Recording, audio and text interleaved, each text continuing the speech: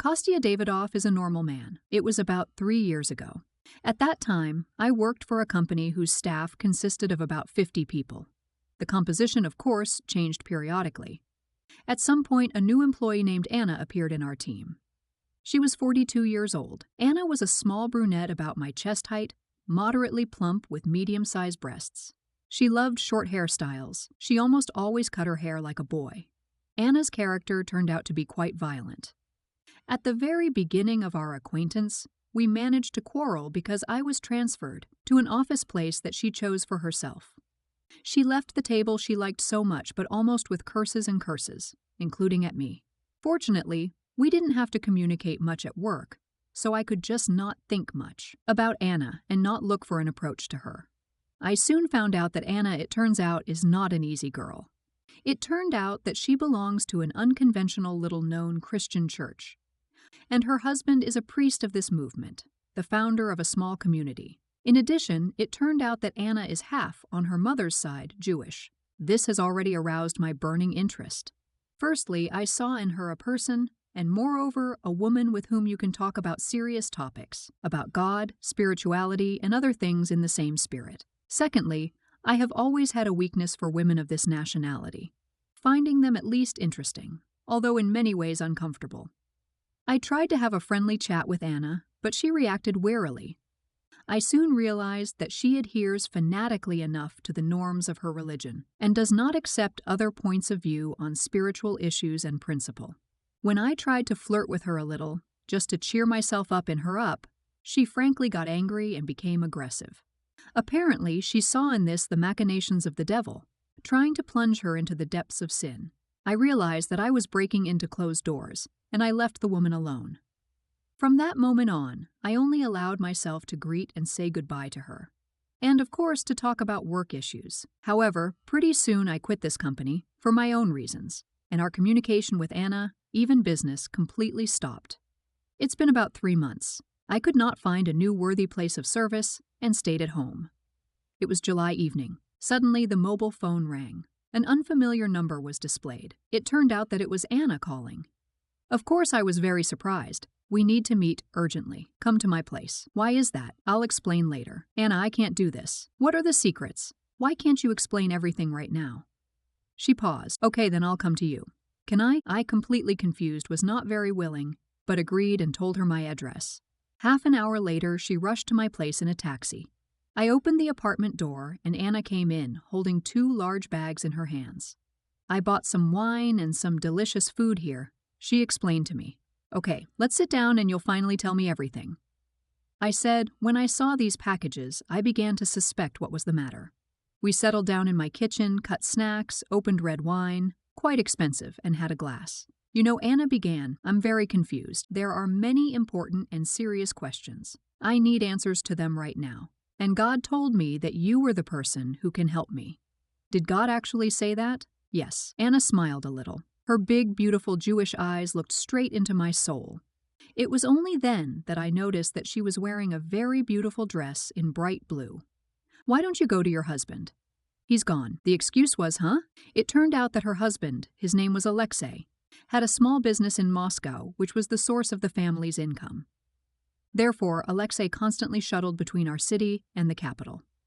The religious community, which was led by Anna's husband and a little by herself, despite the constant collection of donations, hardly even reached self-sufficiency. They also had a 20-year-old daughter, Natasha, who had been studying at some Moscow university for several years. "Well, why can't you call him?"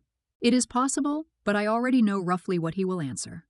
And it's not the same at all, and God said he needed to talk to you." "Well, let's talk," I replied. About half an hour was spent in a theological conversation. Anna asked me about my views on spiritual matters, and I answered, trying to be honest and direct. But of course, I have already solved this riddle. The catch was that Anna was naturally endowed with high attractiveness, but her libido fell into the rigid grip of religious attitudes, her own, and then her husband's, her body, which was not yet old, persistently wanted to make love long, stormy, varied, perhaps with different partners. And so it went on for years and decades. But she forbade herself to even think about it, not to mention her husband. Such scissors between what is desired and what is allowed could lead to mental illness. As a result, during her husband's next absence from home, she remembered my quite innocent flirtations and rushed into the night with wine and cheese. Also, of course, all washed and in clean underpants, but at the same time without a conscious desire to make love. I decided that I would not meet her halfway. First of all, because he didn't want to cuckold her husband. Firstly, he didn't seem to deserve it in any way. And secondly, I didn't want to fight with him later because of this. But suddenly Anna asked me directly, very seriously in her low voice, "Do you like to make love?" In what sense? I'm completely confused. She began haltingly. I really want to be very satisfied. At the same time, she looked so serious and tense, despite the almost finished bottle of wine, that it even made me laugh. "It's okay, relax," I told her. She sounded more confident now. "Lausha, he's against it all. We hardly make love at all, because he's against taking protection, and I'm afraid of getting pregnant again. At my age, it would be completely inappropriate. And I really want to try it." "There? Yeah," she said, blushing. "Okay, I'll grant you your wish, but you have to promise that you will follow my orders." "Promise?" "Yes," Anna nodded her head faithfully, without opening her eyes. I took my hand away. "Then go to that room." I pointed to the door of the only room in my apartment. "Strip naked and wait for me. Do you have any lube in your purse?" "Of course." "Yeah," she said shyly and left quickly, even running into the room. Anna was sitting naked on the couch. When she saw me in all my glory, she jumped up as if stung. "Wait a minute," I told her. She froze like a pillar of salt. I walked around my sudden lover and looked around from all sides. Without clothes, she seemed even fuller, but still beautiful. She had a waist. The ass looked quite thick. The chest began to sag. The skin didn't seem healthy, and there were wrinkles here and there.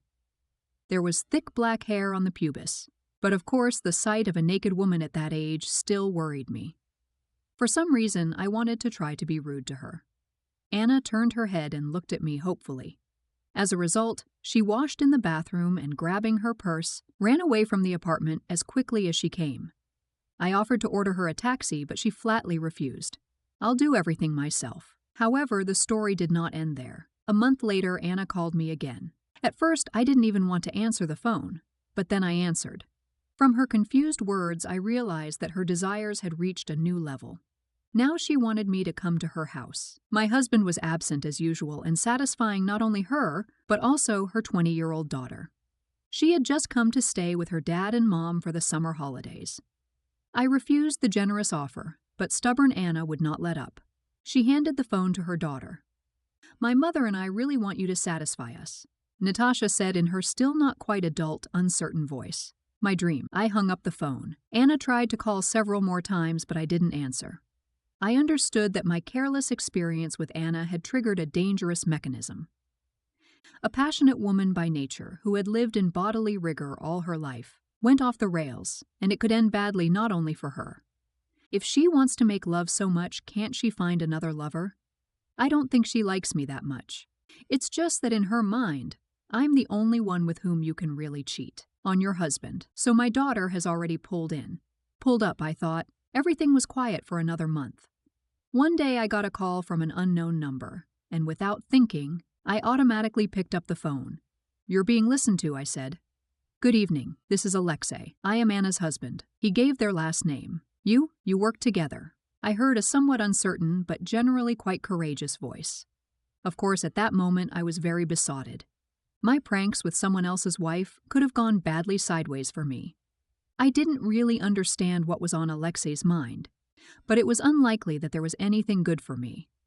"Well, yes," I replied, trying to keep my voice calm. Anna told me everything, and we decided we need to refresh our relationship, In general, can you come to us? Maybe we should come to you. Together with Natasha, if you want. Is she also here nearby?" Wait, it was like an electric shock hit me. "What do you mean?" "I mean," said Alexei, also switching to you, "that in order for Anna and me to preserve our relationship and family, we need a threesome, with your participation, and even better, if Natasha joins us. However, if you don't want to, she can just sit on the sidelines. Otherwise, she'll do anything for you." "I don't understand anything," I replied, nervous. "It looks like some kind of trap." "It's not a trap," he replied, also nervously. "It's just that Anna is completely crazy. She has a strong attraction to you. She wants you to take her back. And it is through this place, the back one, and that I should also be present and participate in this, and our daughter too. Otherwise, she will either leave the family or end up in a mental hospital. I'm just asking you as a man to help." He finished on a sincere note. The situation turned out to be paradoxical. The husband, whom I cuckolded, not only did not want to take revenge on me, but also offered to satisfy his wife again, along with him, and his daughter was also a bonus. Strange customs still prevail in some families, I thought. I hung up the phone. Unfortunately, Anna knew where I lived, but neither she nor her husband made any attempts to meet me. There were no more calls either. Quite recently, I accidentally found out that the community led by Alexa and Anna had closed, and they themselves had left the city, apparently to another place. It was only at that moment that I really breathed a sigh of relief and realized that this story was really over for me.